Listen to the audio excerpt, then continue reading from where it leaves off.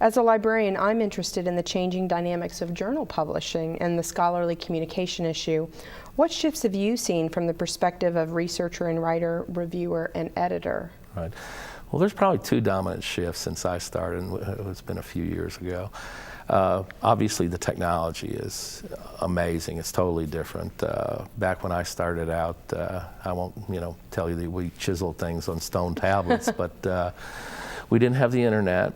We actually physically had to go to the library to get our research. When we were going to do quotes in articles, we had to type them out rather than doing any cutting and pasting. You spend a lot more time physically in the library and not so much online. The sifting through the journals took a long time, no keyword searches, those types of things back then. So just the availability, the electronic availability has really revolutionized publishing, research, even the review process where you can run searches to see, is this in fact a new piece, a real contribution to the body of knowledge. So that's changed dramatically. Probably the second major change is that fewer corporations own more of the journals now than ever before. And it seems like that the professional organizations, academic organizations, no longer control the journals. It used to be that there were little societies that would have a journal or two and they would have absolute control over. Most of those have been sold to large corporations. The problem with that is when you do that, you make something a commodity. And when you make it a commodity, other social forces drive the content and the publishing process.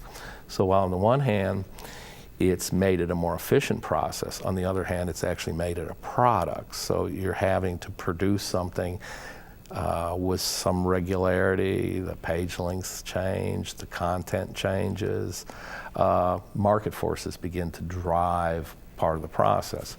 And so while that's good in the fact that these organizations can focus on other things, you bring in a different set of challenges to what's scholarship. And the demand for publishing these journals and filling these journals has increased, and it's not necessarily correlated with the need in the body of knowledge.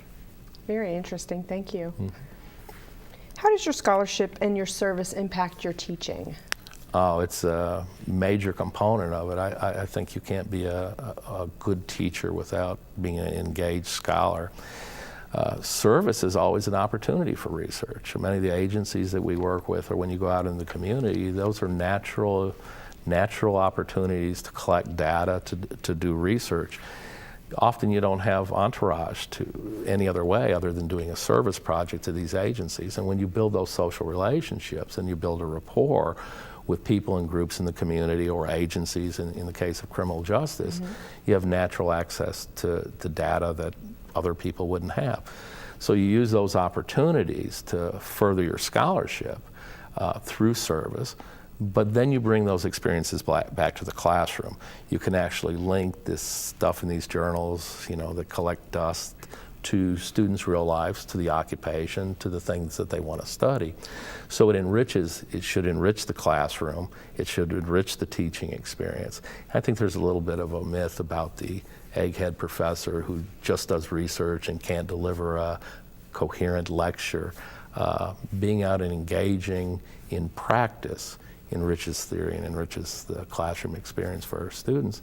And it also provides wonderful connections for career opportunities for our students when they graduate. Tell us about the grant you administer for the United States Air Force in Graduate Police Administration. Well, that grant has been with Eastern Kentucky University for about 20 to 25 years. Originally, an EKU faculty member in the Department of Criminal Justice and Police Studies secured that grant, Bill Tillett. He's now retired.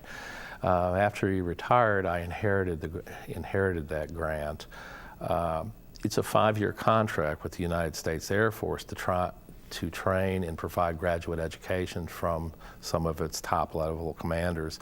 And it's very competitive. You can imagine the size of the Air Force and only 20 to 25 seats. Well, those officers come in, for a very intensive 6-week graduate training seminar. and they eventually become graduates of Eastern Kentucky University, go back into the military, and they're always serving in a policing capacity for the United States Air Force.